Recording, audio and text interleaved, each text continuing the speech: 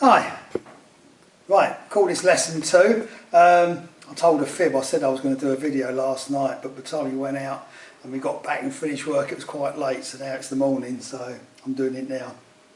So sorry about that. Right, as I said before, some messages, and John had requested he had problems with his letter S's and 8s and 3s, things like that.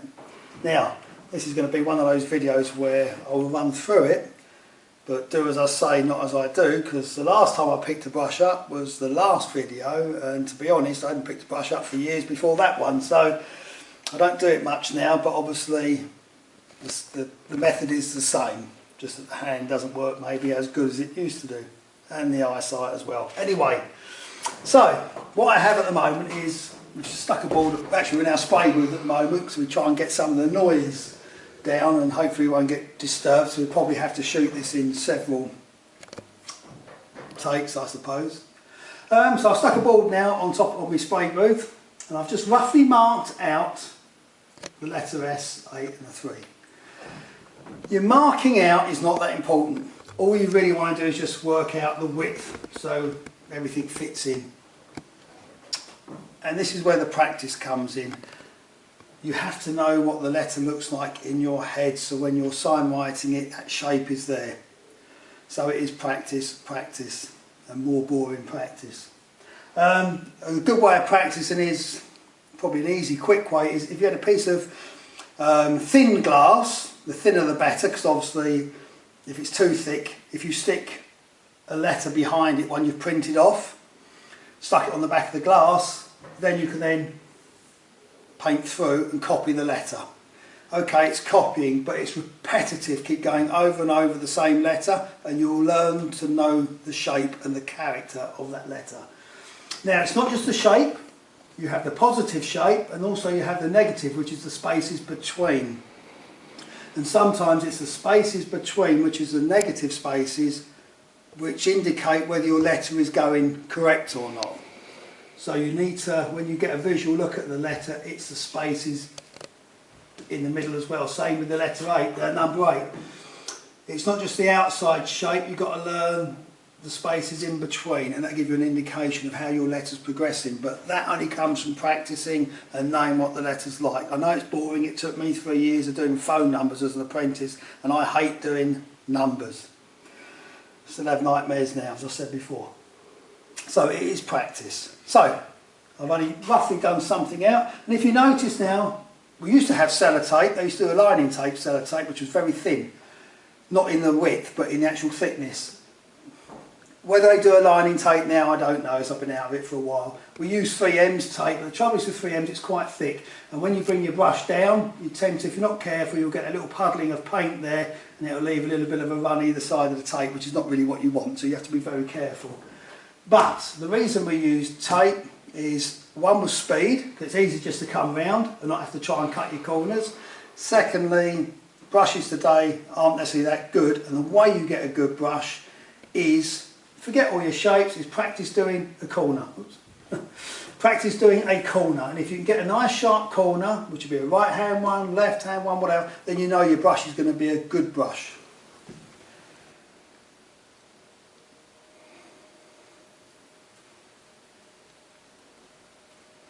Okay, next one. Oh, hang on, let me just clean my glass. I can't see fuck all out.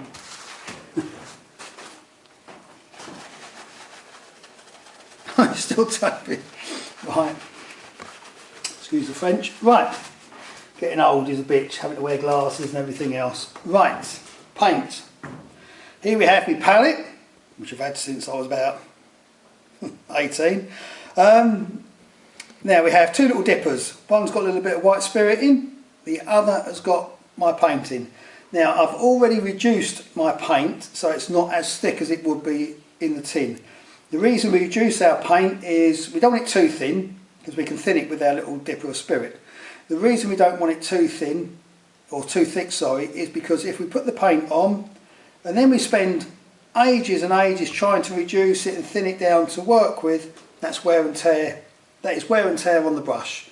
And wear and tear on the brush means your brush doesn't last as long, and then your favourite brush ends up being no good anymore. So you're trying to cut down all these little bits of time that you're rubbing your brush on the palette. Now when you first wash your brush out in thinners, out the grease, so you want to use it, you might have to leave it a little while, because if you get a little bit of thinners left in the ferrule, when you first start to write, that little bit of thinners leaches out and it just drips everywhere. So you want to give yourself time to dry your brush once you've cleaned it from the grease, leave it to sit a little bit and then work the paint into it before you start. So once your paint has got to the sort of consistency that you want, then you're ready to start. And here we go after all this time. Right, the letter S. And this is going to be a bit shaky because I'm not doing it fluidly, I'm just trying to break it down into stages. How we start? Well, first of all, I could talk for hours. Right, all your rounds. Every letter, any round, because the letter is round, it looks smaller up against a square letter. So the top of the circle will always, the top of the round will always go above the line and below the line. I mean, typically something like this, which is probably about a 9-inch letter, you probably go maybe sort of, I don't know, 1/8 of an inch, maybe a bit more above and below the line. So the rounds always tend to be slightly larger than your straights that are on the line. Same with your distancing. Your two round shapes, the gap between you would reduce because there's a lot of air between it. If you had two straights, then obviously you would open them out. Otherwise, two straights together in the same distancing, they would look closer together. So it's basically is you're opening your spaces out for your straights, and obviously you can bring them together for your rounds. So it all looks very uniform. Right, as I say, I do have tape, and if you notice, I just flick the end, you just turn the ends on the tape. It just makes it easy to pull the tape off and reposition if necessary, rather than try and picking at the tape. Right, let's start the S. Right, so to start the S, obviously, you're starting at the top curve, so you get an idea of where it wants to be. So we come round.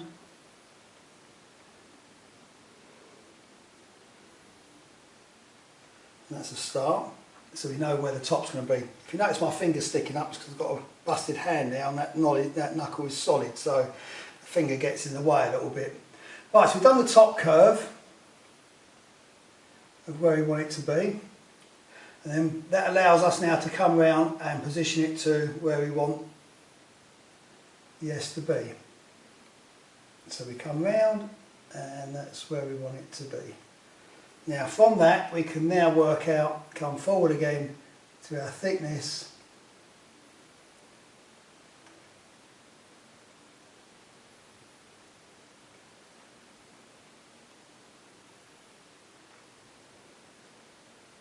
and get our S. As I said before, the tape's a little bit thick, not like the old sellotape used to be. So that would be that part of the S. Now because we've done this piece, now we know how thick it's going to be, so we can now start doing the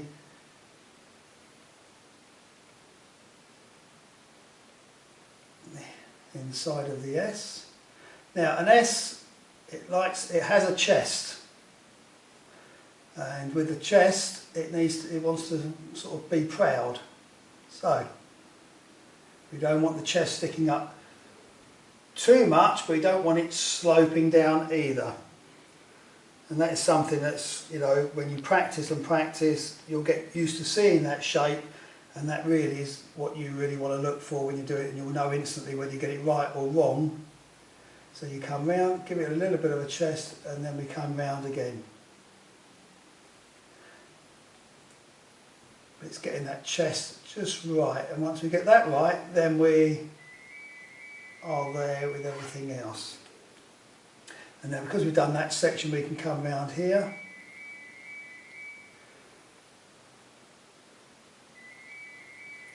Do the lower part. Now, because we've done this section here, we know we can then come here to start our bottom part of the S. So we'll then come round.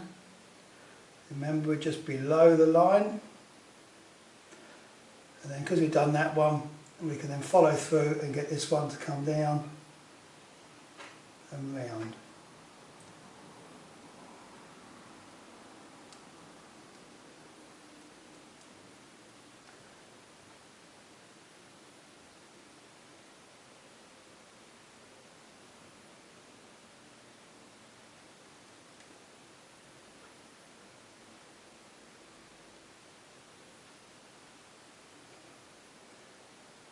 suppose doing these types of videos is good for me as well, because I don't do it anymore, and therefore it keeps my hand in really, and I have to say, even I struggle.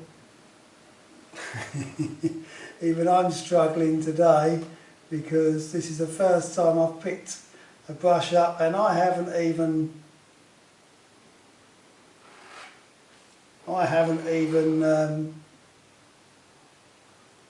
done anything for so long. Another good tip is, when you do some work, especially if you're doing a board, is turn your board upside down, and then you realise you can see a lot more mistakes, and it just gives, you can be more critical of your work when you see it from a different perspective. Now, even this S to me is not looking how it should do, but obviously I'm no excuse, I'm just rushing, haven't done it enough. But as I say, it's going to be a video of do as I say, not as I do really. And then obviously we'll take our tape off, and it just makes it a little bit easier, especially if we're doing something working time. And then obviously you can have another look. Now obviously the better you get, the faster you get, the less brush strokes you will have, and the paint will lay off a bit quicker. But I can still see it's not the sort of shape that it's just not quite there, so we can make little adjustments.